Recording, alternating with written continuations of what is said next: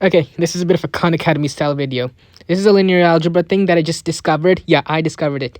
Say you have a typical matrix equation, A times vector V equals vector W, where A is a matrix. Normally, to solve for V, we augment A with W. Then, after a series of row operations, we eventually will solve for V. But then I found a way to solve for A given a set of V vectors and W vectors, where we simply augment a list of V vectors in a certain way with W vectors and then simply row reduce to get A.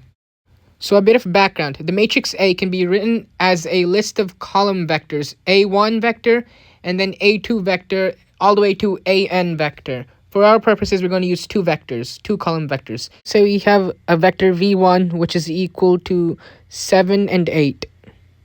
Now, when we multiply the matrix v1 with A, what we essentially do is we multiply 7 times the A1 column vector and add it to 8 times the A2 column vector. And that will give us our resulting W1 vector. Now say we have a vector v2, and it is equal to 5, 6. Now let's multiply v1 and v2 times the matrix A respectively. And you can see where I'm going with this by the way I write down this equation. So A times v1 equals w1, and A times v2 equals w2. Well, notice how A1 is in like one column, and then you have A2 in a column like that. I feel like I could do a matrix equation out of this. A matrix is the V1 transpose vectors and the V2 transpose vectors. So 7, 8, 5, and 6. And here's where it gets interesting. Instead of multiplying a vector with scalar entries, we're going to multiply a vector within vectors. So we have a vector that has the A1 vector and then a vector with the A2 vector. This is not like a matrix with column vectors. In fact, this vector would look something like this, where it's literally a vector within a vector in the way I'm drawing it right now. So we have something like 1, 2, 3, 4 as our column vectors, and they're stacked on top of each other like entries. Again, vectors in a vector. Now, let us focus on this matrix expression that we have made so far.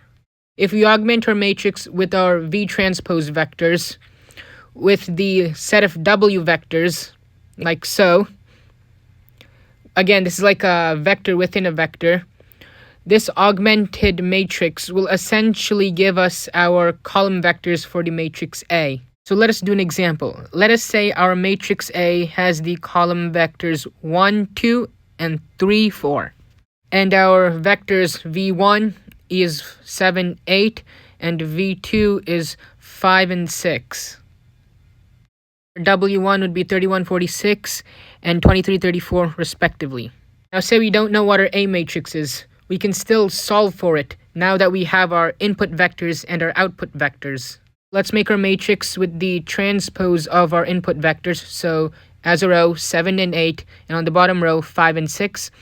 And now, for convenience, we're going to augment with W1 transpose and W2 transpose so we can do our row operations much more cleanly. Note that after we reduce this with row operations, we're going to get our answer as A1 transpose and A2 transpose. Anyway, let us add our output vectors, 31, 46, and 23, 34. Now we simply do our row operations to row reduce. Let's multiply our bottom row by 7, so 35, 42, 161, and 238. And then multiply our top row by 5, so 35, 40, 155, and then 230. The 35s cancel out, and we get 0, 2, 6, 8, which we can simplify as 0, 1, 3, 4, and that'll be our bottom row. Now we can subtract 8 copies of the bottom row from the top row of our original matrix. You get 7, 0, 7, 1, 4, which simplifies to 1, 0, 1, 2.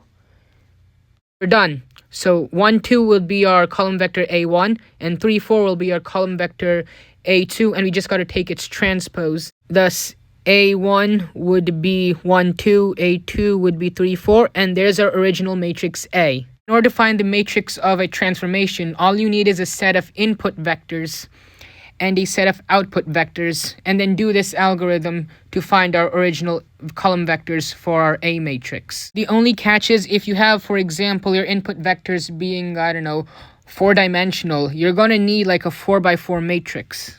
Otherwise, it's going to become very ambiguous. In other words, you're going to need 4 sets of these input vectors if you have 4 entries. The way our row-reduced matrix will look like a set of ones along the diagonals corresponding to the transpose of our column vectors of our matrix that we want to solve for. But that's pretty much it. Thanks for watching.